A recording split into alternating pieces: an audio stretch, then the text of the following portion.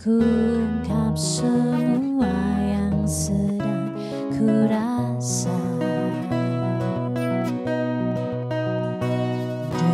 Dengarkanlah kata hatiku bahwa ku ingin untuk tetap di sini. Tak perlulah aku keliling dunia, biarkan ku di sini. Tak perlulah aku keliling dunia, karena ku tak mau jauh darimu.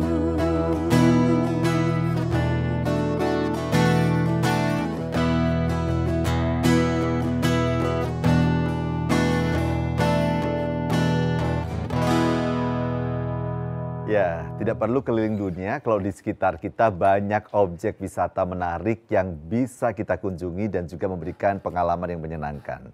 Ini yang akan kita bahas sore hari ini. Pemirsa, kembali kita berjumpa di Kita Bicara, Bicara Data, Bicara Fakta. Saya Ferry Anggara. Lila dan Sodik sudah mengawali dengan lagu yang sangat indah dari Gita Gutawa. Saya ingin tanya dulu ke Lila. Kalau Lila mengunjungi objek wisata yang sekarang ini pingin banget dikunjungi, mana atau objek wisata apa? Kalau di seputar Jogja ya, Jogja itu kan komplit banget ya Mas Ferry, mulai dari pegunungan, Mangunan, hutan pinus dan sebagainya, pantainya, seputaran Gunung Kidul dengan pasir putihnya yang cantik banget, Gua Pindul dan wah pokoknya banyak banget. Kayaknya nggak ada habisnya soalnya tiap hari kayaknya bertambah lagi banyak ya. Betul, banyak objek wisata baru Benar. sepertinya ya. Apalagi pasca pandemi COVID-19 kita juga senang banget karena objek wisata sudah ramai dikunjungi, wisatawan sudah mulai membanjiri dan kita tentunya berharap ini mampu menggeliatkan wisata yang ada di Yogyakarta. Nah pertanyaannya adalah ketika kita bicara pariwisata, bagaimanakah pariwisata ini bisa tetap memberikan nilai tambah secara ekonomi tapi mampu mempertahankan nilai-nilai atau budaya masyarakat setempat sehingga kemudian budaya ini tidak tergerus malah justru mampu membeli nilai tambah. Nah, kita akan membahasnya bersama dengan dua tamu saya yang akan hadir di ruang tamu Kita Bicara. Ada Mas Heri Kaur, pengelola Desa Wisata Tepus Gunung Kidul, dan Pak Dardiri, Ketua Asosiasi Jeep Wisata Lereng Merapi. Mas Heri dan Pak Dardiri boleh bergabung. Ya, selamat datang Pak Dardiri, Mas Heri. Jadi tadi Pak Dardiri datang ke sini naik jeep juga. Kebetulan enggak, baru buat narik. Iya. Jadi jeepnya khusus untuk wisatawan gitu ya. Betul, baik, ya. nanti kita akan bahas belajar dari dua sosok yang luar biasa dalam mengembangkan wisata di daerah masing-masing. Tapi sebelumnya saya akan mengajak Anda pemirsa melihat temuan tim kami di lapangan tentang pendapat masyarakat terkait dengan pariwisata khususnya di Yogyakarta. Kita lihat tayangan berikut ini.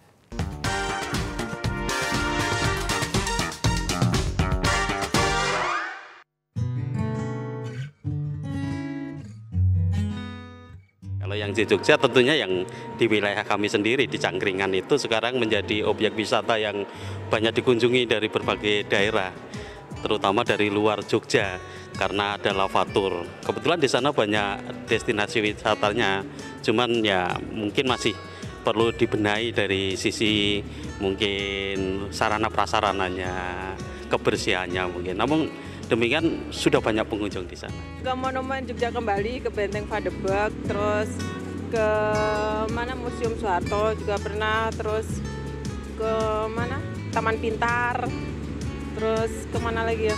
Banyak yang kita kunjungi. Wisata Jogja ya di sekitar Gunung Merapi ya tentunya ya. Sekitar Gunung Merapi terus pantai. Kalau di Keraton juga beberapa kali sih Mbak.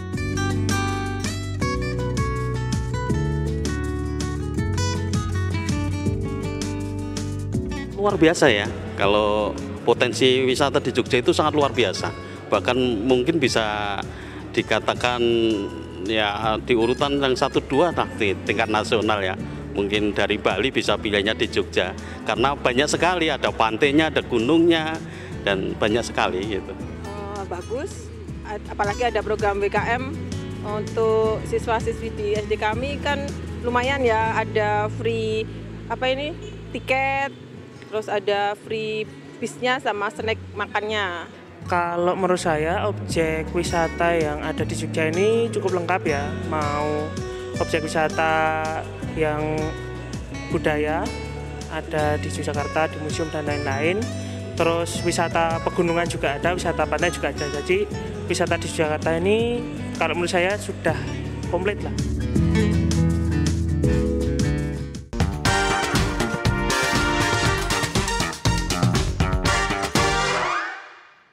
Ya, itu tadi pendapat dari teman-teman atau masyarakat terkait dengan wisata di Jogja.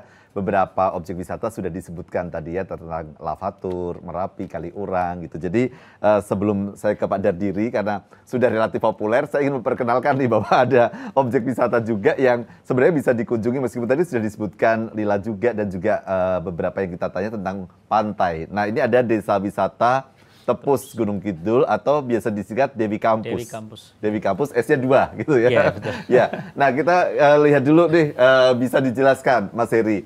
Desa wisata Tepus ini ada di mana, kemudian apa potensinya? Kita lihat slide ini, boleh sambil diterangkan. Baik, jadi desa wisata Tepus itu kami secara geografis terletak di pesisir selatan pantai Gunung Kidul. Jadi nama kami itu Dewi Campus atau Desa Wisata Kalurahan Madani Tepus. Tepus Madani itu artinya berbudaya.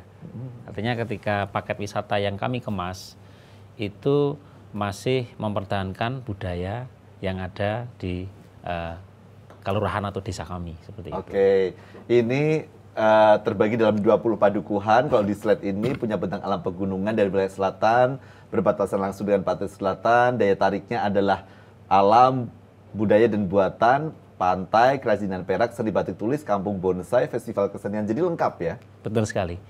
Jadi kami mencoba mengakomodir semua potensi yang ada, terutama kegiatan UMKM. Jadi kegiatan UMKM yang ada di desa kami itu semua kami masukkan di paket edukasi di desa wisata kami. Oke, mulai kapan jadi desa wisata? Kami sebetulnya kalau dari menjadi desa wisata itu sejak 2019 secara SK. Namun demikian kami aktif di Pok Darwis itu mulai 2011. 2011 ada Pok Darwis, ya. Kemudian 2019 mulai mencanangkan menjadi desa wisata. Ya, pencanangan sebetulnya kami sudah mulai sejak 2017. Namun demikian kami ber-SK itu 2019. Oke. Gitu. Nah, ide awal kemudian menjadikan ini desa wisata bagaimana? Jadi ceritanya kami itu kan di Desa Tepus ada 20 padukuhan. 7 diantaranya ada di pesisir pantai yang mereka sudah beraktivitas di kawasan pantai menjadi pelaku wisata. Ada 13 lagi padukuhan yang belum sama sekali beraktivitas di pariwisata. Nah, dari 13 padukuhan itu kami mencoba gimana caranya agar mereka juga bisa beraktivitas di pariwisata. Karena jujur di dunia pariwisata itu secara bisa mengangkat ekonomi seperti itu. Nah, kami apalagi sudah banyak pengunjung. Betul sekali. Betul sekali. Jadi pada saat itu kami punya cita-cita yang 13 ini gimana cara kita teman-teman untuk mereka bisa beraktivitas di pariwisata. Ya udah kita konsep desa wisata dari kegiatan mereka setiap hari, dari pengrajin perak dan tembaga, dari batik, dari olahan singkong, juga dari kampung bonsai, itu mencoba kita paket dalam satu paket wisata seperti itu. Oke, nanti kita bahas lagi. Saya ke Pak Dardiri. Ini Pak Dardiri kan kalau objek wisatanya senior. Kalau sudah ngomongin Jogja, ngomongin Merapi, Kaliurang ibaratnya kan sudah sejak dulu. Pak Dardiri asli warga di lereng Merapi. Ya. Oke, artinya sudah sejak kecil akrab dengan wisatawan yang datang dan berkunjung. Iya, jadi kelahiran Mangsana, gimana ya setelah dengan adanya erupsi Merapi ini kita mempunyai pemikiran apa sih yang kita bisa mengangkat warga yang berdampak erupsi tadi itu ya. Jadi dalam hal ini kita mencoba seandainya kita jeep kita adakan gimana? Oke, sebentar Pak. Kita flashback dulu ya, karena ini menarik pernyataan Pak Dadiri. Dari erupsi Merapi, kita tahu erupsi Merapi dulu bagaimana kondisi masyarakat, kemudian lumpuh total di sana, objek wisata juga tutup, tapi kemudian malah justru ini seperti menjadi titik awal baru, ya kan, muncul tadi lavatur, bahkan juga ada Museum Merapi misalnya. Nah,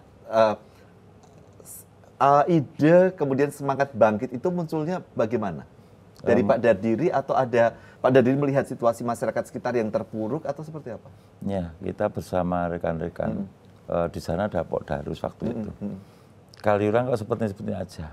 Seperti itu ya konsep awal kita seperti itu. Jadi sebelum erupsi Merapi 2010, itu kita mau mencoba edukasi ke peternak sama Salak Pondok karena waktu Salak Pondok juga sudah banyak dikenal, cuman marketnya yang kurang.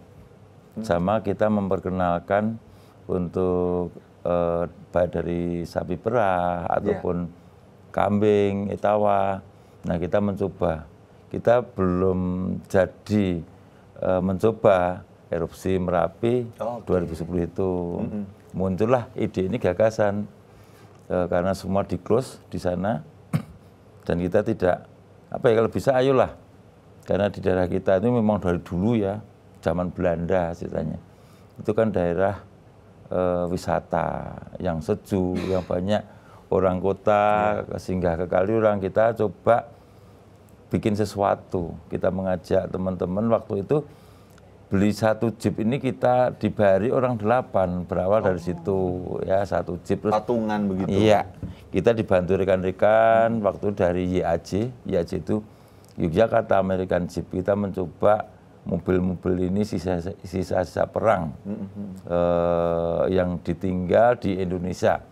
Kita mencoba di situ, wawasan itu kita kemas bersama rekan-rekan Pok Darwis khususnya, dan yang ada pondok wisata di Kaliurang karena waktu tahun ini kan sudah agak sepi.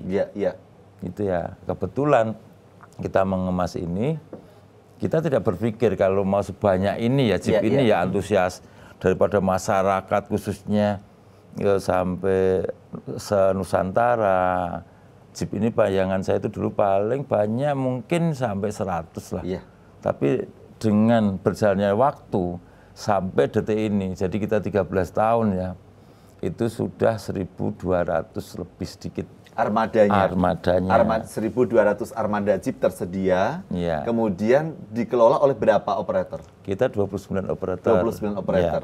Tiap hari selalu ada yang menggunakan? Ada, jadi kita bisa menghitung minat khusus lavator itu rata-rata paling sedikit per hari, itu paling sedikit itu sekitar 8.000 sampai 10.000 paling sedikit. Artinya setiap hari 1.200 armada itu jalan terus? Jalan. Dan tidak hanya sekali jalannya, karena kalau 8.000 berarti kan paling tidak bisa 5-6 kali. Seandainya 1.000 kan bisa dikalikan. Maksimal kan kita jeep ini maksimal 4 ya, karena kita SOP, ngikutin SOP. Di sisi lain, kebetulan juga pemerintah Kabupaten Sleman itu juga antusias, kita juga mengajukan sama pemerintah Kabupaten Sleman, akhirnya muncullah SK Bupati. Disinilah akhirnya makin banyak sekali jeep ini. Cuman saat ini kita close, kita tutup. Kalau nggak tutup nanti akan menjadi suatu permasalahan di lapangan.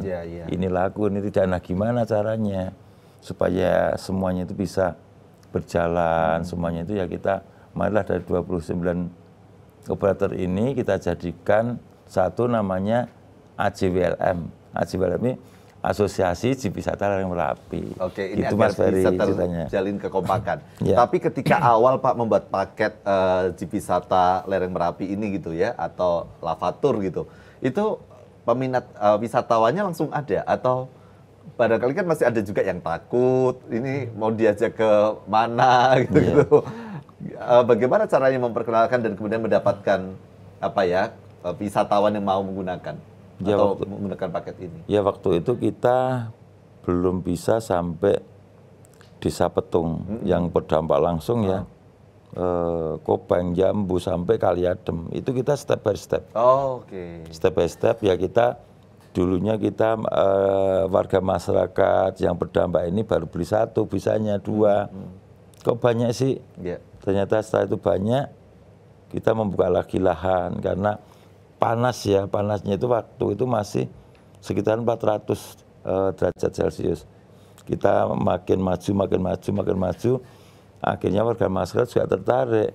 Dan kita melalui mass media, kebetulan waktu itu kalau nggak salah ini Mas Ferry juga dari TV Jogja.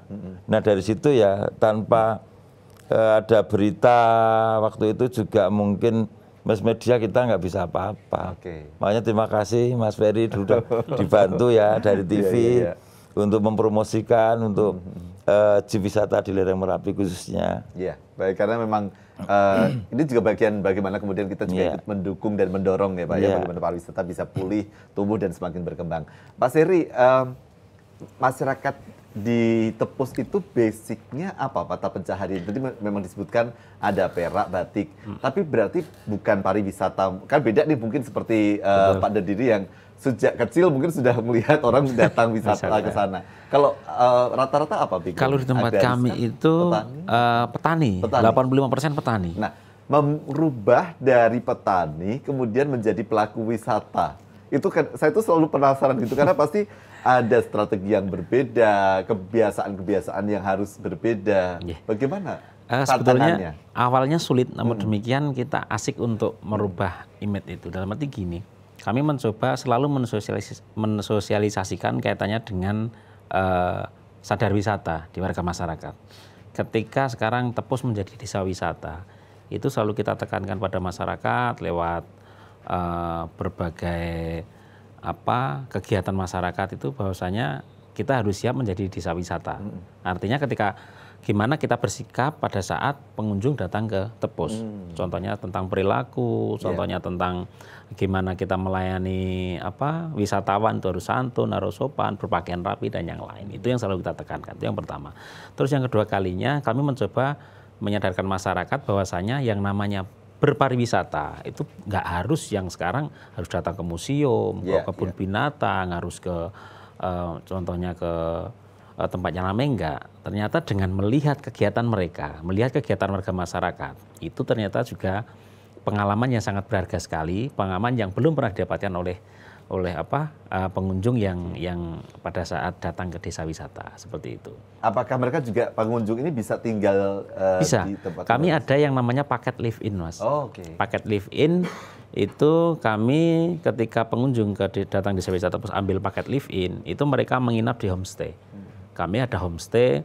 Konsep homestay kami adalah homestay yang kita gunakan dengan bangunan yang masih khas seperti joglo, seperti limasan kayak gitu. Jadi, kalau kita lihat slide ini ya mungkin bisa ditampilkan ada homestay yang faktor pendukung utama di sebuah desa wisata. Ada homestay Dewi 1, Griyo Sadio, kemudian Dewi 2, Cakrabuana, homestay Dewi 3, Ayem Tentrem.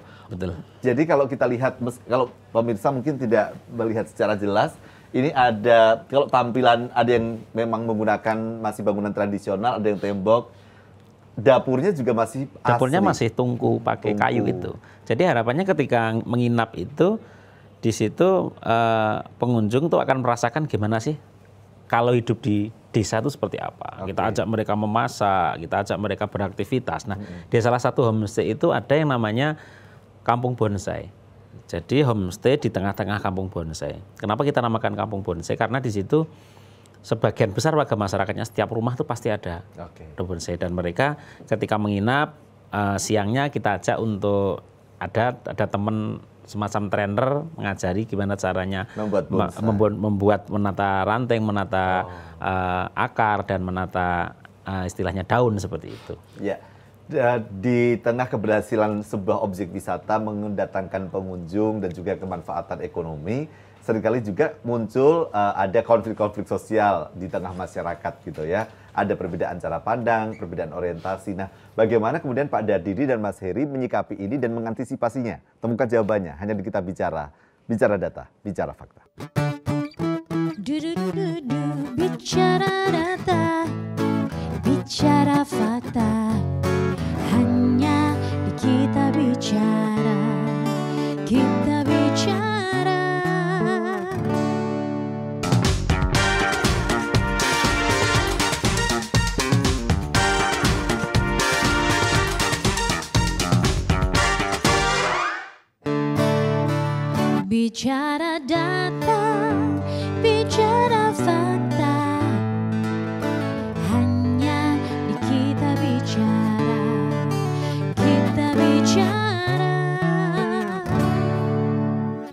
Bicara data, bicara fakta. Pak Dadiri, asosiasi ini atau asosiasi Jeep Wisata Lereng Merapi ya, yang dilakukan apa sebenarnya untuk kemudian bisa mengatur anggota asosiasi yang ada 29 operator tadi? Ya kita masing-masing operator atau komunitas ya, itu kan mempunyai ketua, sekretaris, bendahara. Nah di sini sering 3 bulan sekali kita kumpulkan. Kita obrolkan terutama tentang wisatawan itu jangan sampai nggak mau kembali lagi. Kalau bisa harus kembali lagi kan seperti itu ya. Edukasi yang dilakukan. Edukasi seperti itu. Di sisi lain tentang keselamatan. Karena Jeep ini kan adrenalin ya, semi off-road, menelusuri sisa-sisa erupsi Merapi 2010. Nah di sini pun segala sesuatunya ini kita ada aturannya, SOP untuk keselamatan segala macam itu ada. Di sisi lain sampai kita memikirkan sampai kotoran juga, buang sampah jangan seenaknya sendiri, karena wisatawan saat ini lihat bersih semuanya itu akan nyaman. Dan wisatawan itu kalau bisa, kebetulan kita juga mempunyai pondok wisata juga, ya Wisma di Kaliurang.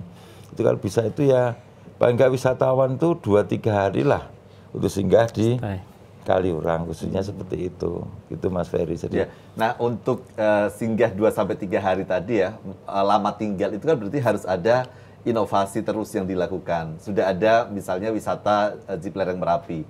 Apa yang kemudian dilakukan juga oleh Pak Dadiri dan teman-teman untuk bisa membuat orang tinggal lebih lama? Ya kita menggiatkan juga. Di sisi lain kita bekerja sama juga sama UMKM. Khususnya di wilayah sana, kebetulan juga mulai warga masyarakat melalui Bumkal saat ini ya, ini sudah mendirikan suatu objek wisata, khususnya di daerah Kaliurang ataupun Cangkringan. Jadi kita saat ini untuk berkembangnya zaman, kita sudah untuk 1 tahun kita mencoba ATV. Ternyata ATV ini juga luar biasa Mas Ferry, untuk antusias daripada wisatawan ya. Jadi kita sudah ada di Kaliurang ini kurang lebih hampir mungkin lebih dari 150 lah. Oke. Itu ya. Artinya inovasi fasilitas wisata, objek wisata itu selalu dibuat terus gitu ya Pak ya. Iya. Mas Heri, kita kan sering menemukan nih gitu ya, ada objek wisata yang ini memang murni dari masyarakat. Kemudian ketika berkembang mulai nih banyak kepentingan misalnya. Betul gitu. Sekali. Nah, bagaimana mengantisipasi itu terjadi di Desa Wisata Tepus? Antisipasi kita sebetulnya kami lebih kepada berbagi peran ya Mas. Di sana ada Podarwe, di sana ada pengurus desa wisata, di sana ada pemerintah kelurahan juga, ada Bumkal. Kami mencoba berbagi peran aja di situ. Artinya nanti tugas Podarwis apa, dari kami desa wisata apa, terus pemerintah kelurahan memposisikan di mana, seperti itu. Jadi kami intinya membangun komunikasi yang baik di situ. Itu yang pertama. Terus yang kedua kalinya kami mencoba untuk selalu misalnya ada di salah satu destinasi yang harus kami kembangkan dengan konsep kami seperti itu. Kami selalu matur, sowan ke pemerintah kelurahan, tentunya kaitannya dengan masalah pendanaan. Dan itu pun ketika itu masalah pendanaan, tentunya apa alasannya ketika pemerintah harus memberikan dana kepada kegiatan tersebut. Karena kami anggap itu sebagai mengangkat potensi sekaligus mengangkat ekonomi warga masyarakat. Itu kan tanggung jawab dari pemerintah. Nah, kami mencoba di sini mengkonsep gimana caranya kaitannya dengan pengembangan wisata tersebut. Artinya jangan sampai ada benturan kepentingan dan bagaimana kemudian ini menjadikan ada komunikasi sehingga ada kolaborasi yang dilakukan antar berbagai pihak. Tapi kalau tadi disebutkan bahwa ini kan orientasinya kalau kita bicara pariwisata pasti juga ekonomi gitu. Bagaimana membawa peningkatan kesejahteraan. Kalau di Desa Wisata Tepus sendiri, apakah kemudian ini sudah berdampak yang cukup signifikan atau paling tidak memberikan dampak positif bagi peningkatan kesejahteraan warga setempat? Tentunya iya Mas. Contohnya kegiatan UMKM sendiri. Kalau sebelum ada desa wisata, mereka memasarkan produk mereka keluar dengan cara entah nanti dibawa ke kota atau mungkin ada istilahnya teman atau siapa yang bisa menjualkan produk mereka. Namun demikian di sini kalau dulu kita menjual keluar, tapi kami mencoba membawa pembeli itu datang ke tempat mereka untuk membeli produk mereka. Dan kedua kalinya wisatawan bisa melihat langsung kegiatan mereka. Jadi ada dua keuntungan sebenarnya di sini. Pertama, ketika mereka melihat kegiatan mereka aja, itu contohnya kalau kegiatan membatik. Satu orang pengunjung harus membayar 10.000 melihat aja. Seperti itu. Artinya itu satu keuntungan. Kedua kalinya belum kalau mereka membeli produk mereka. Kan seperti itu. Jadi menurut kami strategi ini adalah strategi yang sangat tepat ketika kita membantu mereka agar ekonomi mereka terus produksi mereka terus meningkat seperti itu. Kalau di Jeep Wisata Merapi sendiri Pak gimana itu? Sudah memberikan dampak yang signifikankah untuk penguatan ekonomi masyarakat terutama pasca erupsi? Udah banyak sekali ya, banyak sekali. Yang mana dulunya cari motor aja susah waktu itu ya. Kadang-kadang kredit aja belum tentu. Kita bisa di ACC sama leasing atau finance. Itu saja. Tapi alhamdulillah saat ini ya mereka sudah terlihat sekali ya. Mungkin dari sepeda ataupun dari rumahnya. Dan ada jaminan. Dan anak-anaknya pun juga bisa masuk perguruan tinggi. Nah itulah yang saat ini sudah kelihatan sekali di sisi lain. Karena di Merapi ini kan daerah rawan bencana dalam tanda kutip. Kita nggak tahu Merapi ini kapan. Tapi kita banyak sekali di asosiasi ini dari 29 operator ini harus mempunyai suatu tabungan. Seandainya terjadi sesuatu kita itu ya bisa untuk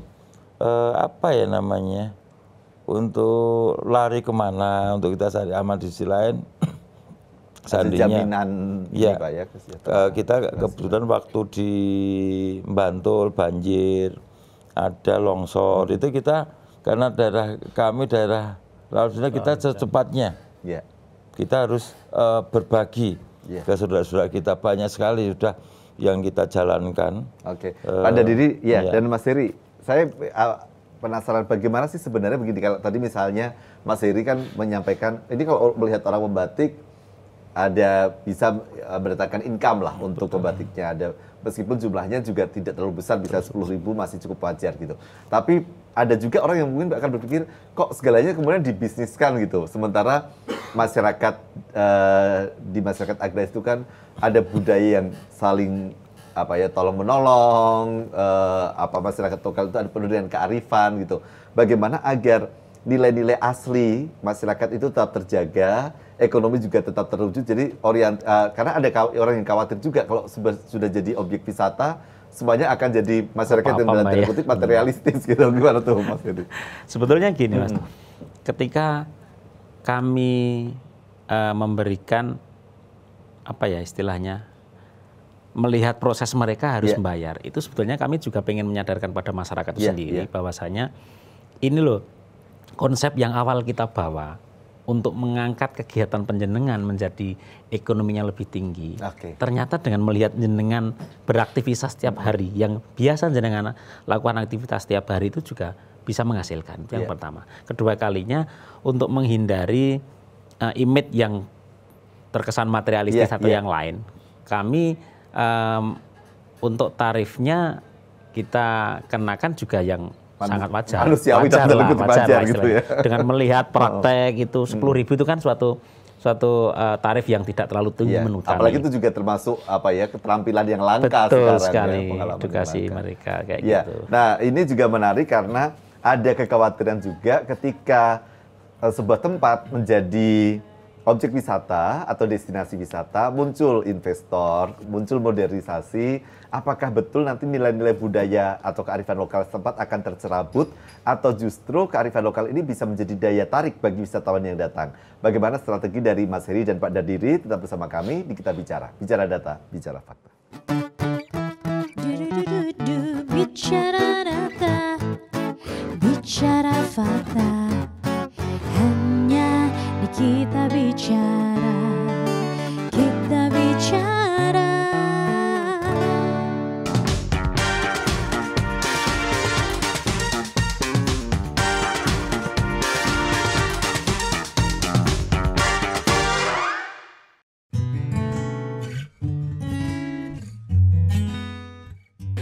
Ya paling tidak akses ya, akses jalan masuk. Seperti kita contoh misalnya di tetangga kita di Gunung Kidul itu sekarang akses terbuka, banyak wisata yang mulai bermunculan, banyak pengunjung datang ke sana.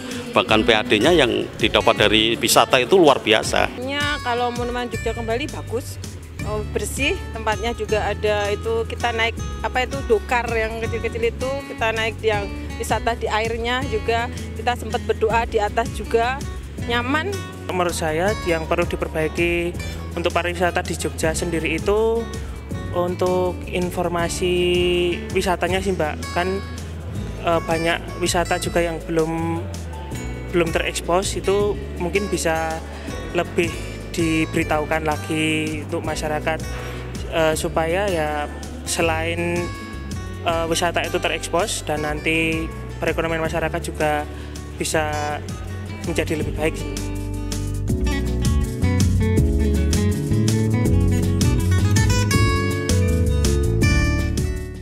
Saya rasa ini ya, jadi misalnya spot-spot untuk apa ya, ambil foto, gambar, cuman sebaiknya sih jangan ditarik biaya lah di situ karena mereka sudah berpromosi kan, dia ambil foto di situ, dia share di media, kemudian dia udah mempromosikan, tapi kalau masih dikenai biaya kan kasihan juga. Gitu.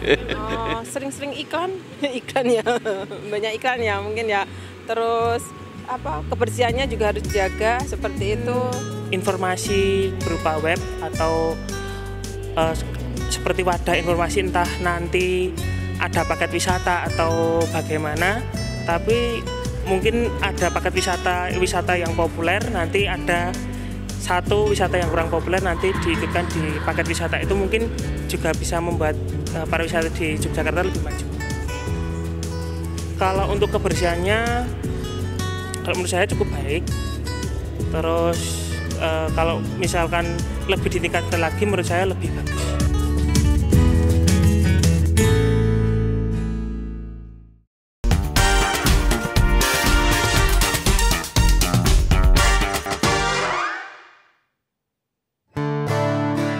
Bicara data, bicara fakta, hanya kita bicara, kita bicara. Kita bicara data, bicara fakta. Pak Dadiri, di kawasan Merapi itu pasti, atau Kaliurang ya, ini menjadi menarik minat investor gitu kan, untuk membuat entah hotel, entah objek wisata yang lain gitu. Ada kekhawatiran tidak sih Pak, bahwa kemudian ketika muncul modernisasi di sana, ada dalam tanda kutip bisnis pariwisata bisa mengurangi nilai-nilai kearifan lokal masyarakat setempat atau budayanya tercerabut begitu? Saya kira enggak ya. Jadi investor baru ini harusnya kan memberi edukasi untuk apa sih? Jadi di sini saya utamakan gini, kita ada win-win solution ataupun kerjasama dalam tanda kutip saling menguntungkan. Nanti apa sih yang bisa kita kemas untuknya wisata, yang mau didirikan apa, kan seperti itu. Seandainya oh ini bisa kita kerjakan bersama warga masyarakat, tapi kita prinsip saya mungkin dan rekan-rekan yang di lereng Merapi khususnya itu justru kita senang. Tanpa kita ada investor susah juga ya. Jadi kita mendatangkan investor itu juga susah.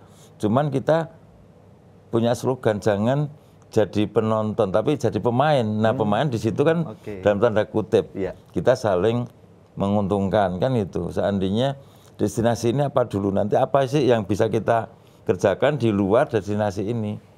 Jadi kita nggak jadi penonton tapi sekali lagi jadi pemain kan seperti itu. Dan ini relatif berhasil sekarang. Ya sangat-sangat berhasil sekali. Artinya jangan sampai masyarakat hanya kemudian mendapatkan dalam tanda kutip dampak negatifnya, tapi yang justru kita dorong adalah bagaimana mereka mendapatkan kemanfaatan positif. Ya, Mas Heri, bagaimana memastikan budaya desa wisata Tepus tidak tercerabut dari masyarakat setempat dan ini malah menjadi value added bagi wisatawan yang berkunjung? Sekali lagi sama dengan Pak Dadiri tadi, kita tidak menutup akses kaitannya dengan investor yang akan masuk ke desa Tepus khususnya. Namun demikian kami mewajibkan investor, sekarang sedang ada investor yang masuk ke Tepus untuk membuat tempat wisata. Sedang proses, mudah-mudahan Juli ini mau rilis seperti itu. Nah, kaitannya dengan itu, investor berkomunikasi baik dengan kami. Ketemu kami pengelola desa wisata, ketemu Pak Darwis, ketemu pemerintah kelurahan. Kita harus gimana Pak ketika kita masuk kan seperti itu. Kami menyarankan untuk yang pertama, kaitannya dengan pelibatan warga masyarakat. Ketika tempat wisata tersebut sudah beroperasi, harus mayoritas atau warga masyarakat ini dilibatkan di dalamnya. Dan terbukti kemarin juga sudah perekrutan banyak yang masuk di situ, itu yang pertama. Terus kedua kalinya kami memohonkan kaitannya dengan tolong budaya kami tetap diangkat di sini, budaya kami tetap dilibatkan di dalam konsep tempat wisata yang dibangun di situ, seperti itu. Terus kaitannya dengan kelestarian alam juga kami menyarankan jangan terlalu banyak merubah alam, misalnya terlalu banyak gunung yang dikeruk dan yang lain itu seperti itu. Kenyataannya sekarang kalau nggak salah itu itu malah menjadi semacam kayak taman, tapi taman batu. Jadi batu dibiarkan utuh, namun di situ banyak dibangun tempat-tempat selfie seperti itu. Jadi kami menjalin hubungan baik, dan dari investor sendiri juga berkomunikasi dengan kami, dengan pemerintah kelurahan juga, gimana caranya mengangkat potensi yang ada di Tepus itu menjadi lebih. Oke. Baik, saya akan berdiri sebentar ya untuk melihat slide ini. Saya boleh berdiri sebentar.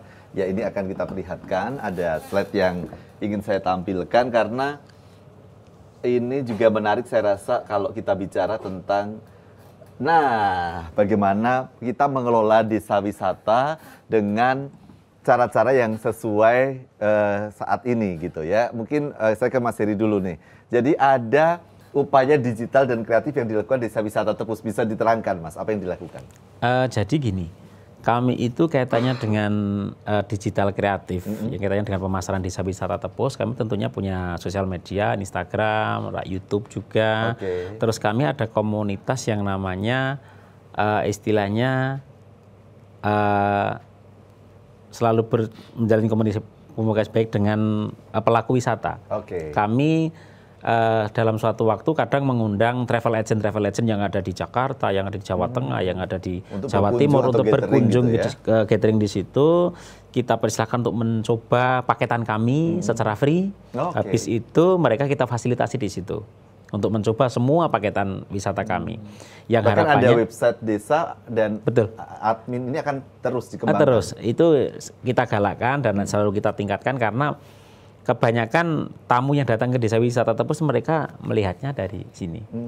Seperti itu. Pengaruhnya besar sekali jadi. Baik pemanfaatan Facebook, Instagram, WA. Betul. Kalau Pak Dardiri ini yang kita tahu kan YouTuber banyak juga yang ke sana gitu. Pemanfaatan digital dan kreatif ini seperti apa untuk media promosi? Meskipun mungkin sekarang udah nggak terlalu perlu promosi banget gitu. Silakan Pak Dardiri. Kita sama dalam arti kita juga menggandeng dari travel agent.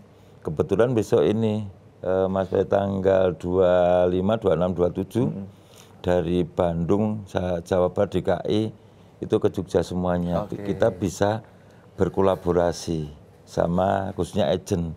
Dan kita sangat dibantu sekali dengan adanya travel agent ini, sangat dibantu sekali. Tanpa itu mungkin tidak seperti ini ya untuk wisata jeep khususnya ya di lereng Merapi. Nah dengan adanya jeep ini otomatis di Kaliurang ini, saya mohon maaf loh Mas Ferry, jadi di Kaliurang ini saat ini jangan salah loh, banyak destinasi yang baru, banyak sekali. Di wilayah Cangkringan, di Kaliurang banyak sekali. Sedangkan kemacetan itu tidak hanya di kota Jogja sekarang, kemacetan itu ada juga di lereng Merapi khususnya saat ini. Tapi ini juga menjadi sinyal positif ya, bahwa pariwisata kita bukan hanya menggeliat, tapi sudah memang kembali lagi tumbuh dalam tanda kutip normal seperti sebelum pandemi COVID-19. Baik, kita akan lanjutkan lagi perbincangan ini di segmen terakhir, hanya di Kita Bicara Data, Bicara Fakta. Bicara data, bicara fakta, hanya di Kita Bicara.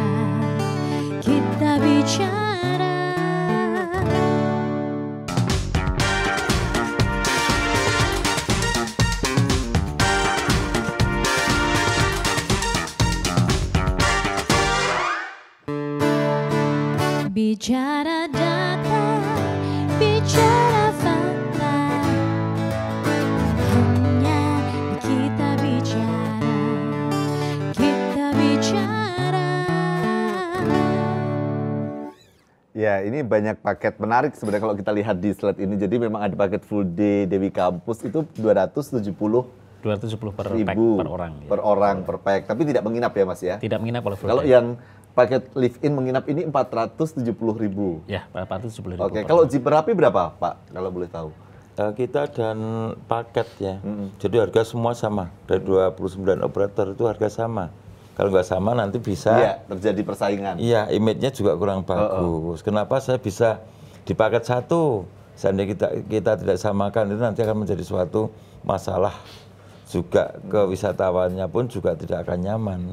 Jadi dari 29 operator ini kita jadikan satu, jadi paket satu sampai paket 5 dan kita ada sunrise dan ada sunset. Itu harganya semuanya sama. Gitu, jadi kita nanti wisatawan bisa memilih ya mau sunrise atau sunset atau mau dua-duanya gitu ya. Iya, sama ini kan paket silahkan. Tadi Bapak menyebutkan di awal kan juga ini ada jaminan keamanan pemeriksaan berkala. Jeep itu selalu dipantau kondisi kelayakannya seperti apa? Itu tiap bulan pasti ada. Kita mempunyai tim internal dari Ajiwan sendiri. Kedua kalinya dari Polres Sleman, Dinas Perhubungan, Dinas Pariwisata, Satpol PP, sama CPM itu biasanya gabung jadi satu. Iya. Jadi nanti, Pak, maaf saya potong. Ini kalau 1.200 orang Jeep, itu kan berarti yang nyetir 1.200 juga. Iya. Ya. 1.200 itu kan gaya nyetirnya itu beda-beda Pak gitu ya. Mungkin ada yang sangat berani gitu ya, ada yang barangkali hati-hati sekali. Gimana sih menyamakan gitu ya pengemudi ini agar memang ini adrenalin nih yang dijual dalam tanda kutip, tapi kan faktor keselamatan safety bagi wisatawan tetap penting gitu. Kita ini, jadi kita punya SOP 40 km per jam. Itu harus ya. Jadi kita atribut masing-masing 29 operator ini punya sendiri-sendiri. Di sisi lain kita ada pengecekan, kita safety ya, tentang safety belt harus ada, helm harus terpakai. Jadi di situ kelihatan sekali nanti pemandu kita ini ya kita namakan bukan driver, tapi pemandu sekalian memandu. Di sini harus mempunyai estetika sesuatunya. Jadi kita konsep dari awal itu pemandunya seperti ini. Seandainya nanti nggak bisa ya udah harus kita keluarkan dari operatornya. Ada jadi, sanksinya. Ada sanksinya. Itu semuanya. Artinya begitu tegas untuk menjaga kenyamanan dan keamanan bagi wisatawan. Iya. Nah, yang menarik pemirsa, Dewi Campus atau Desa Wisata Tepus lah saya sebut begitu ya, ini juga mendapatkan penghargaan sebagai juara 2 Anugerah Desa Wisata Nasional untuk kategori souvenir. Gimana tuh ceritanya Mas Heri? Jadi pada tahun 2022 kami itu ikut ajang Anugerah Desa Wisata Indonesia yang kebetulan itu digagas oleh Kementerian Pariwisata RI. Jadi luar biasa sekali Pak Sandiaga Uno, Pak Menteri kita. Jadi kita ikut di situ, kita pada saat itu untuk pendaftarannya kita mengupload semua potensi yang ada di Desa Wisata Tepus. Kami ikut itu dan alhamdulillah kami juara 2 di kategori souvenir. Kenapa kategori souvenir? Di salah satu paket desa wisata kami adalah wisata edukasi kerajinan perak dan tembaga. Di sana tersentral ada sedikitnya 3 padukuhan yang itu tersentral mereka menjadi pengrajin perak dan tembaga.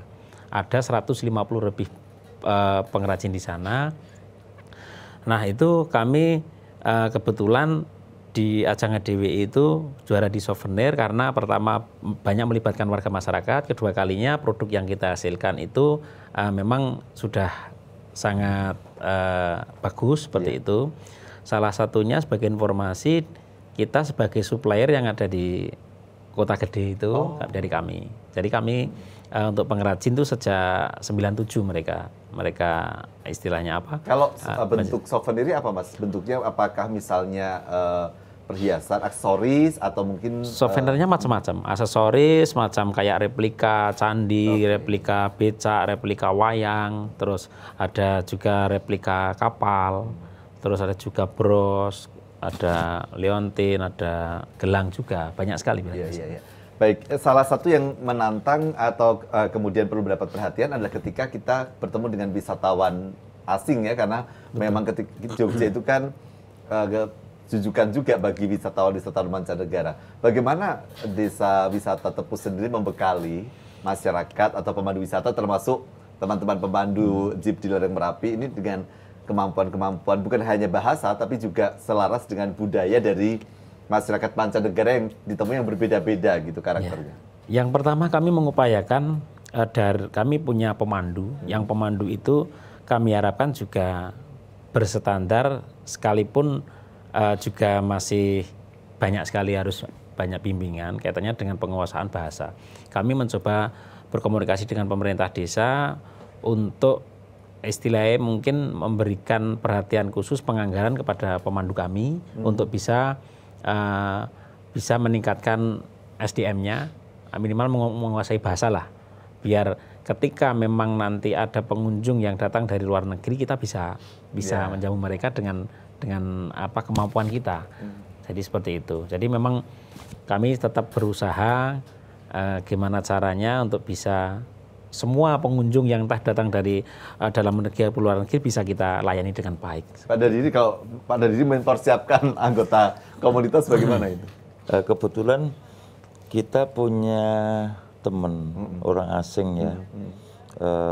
Itu waktu itu dari awal itu kita gantian nanti untuk satu komunitas itu kita ambil 2 atau 3 untuk belajar bahasa.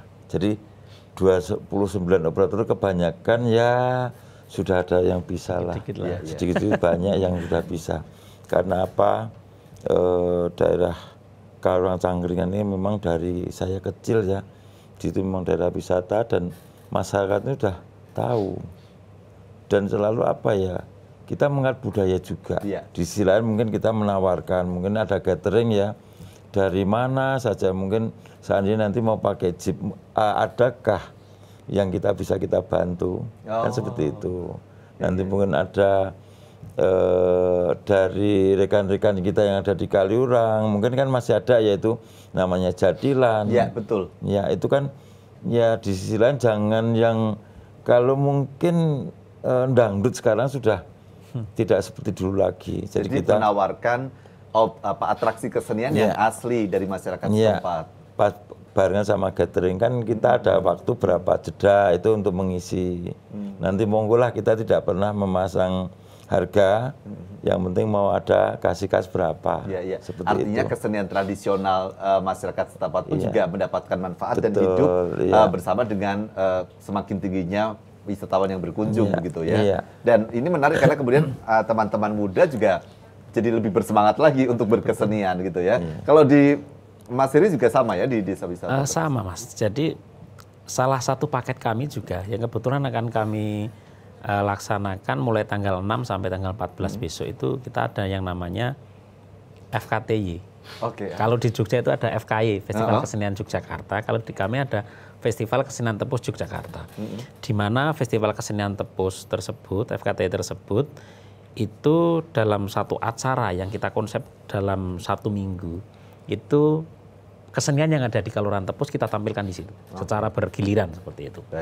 Entah dari Jadilan, Reok, ada wayang, ketoprak, dan yang lain itu kita. Dan ini menjadi nilai tambah ya. Nilai tambah dan itu kita infokan kepada pengunjung bahasanya bisa berkunjung di Tepus, bisa melihat kegiatan festival kesenian tersebut dari tanggal sekian sampai tanggal sekian, seperti itu. Baik, ini menarik tapi kita harus mengakhiri sampai di sini. Sukses selalu Mas Heri, Pak Dadiri, sampaikan salam juga untuk teman-teman pengelola wisata di Kaliurang maupun juga di Desa Wisata Tepus.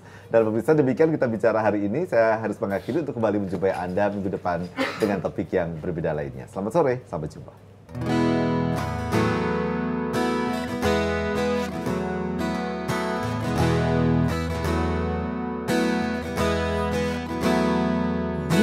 Cinta mengundang rasa begitu indah mengukir hatiku, menyentuh jiwaku, hapuskan semua gelisah.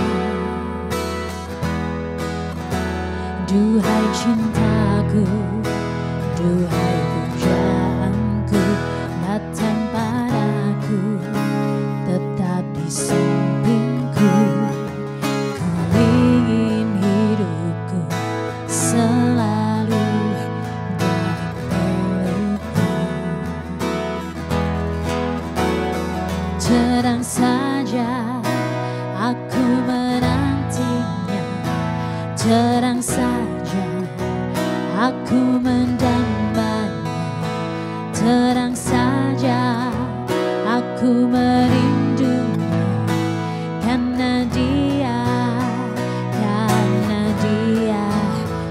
begitu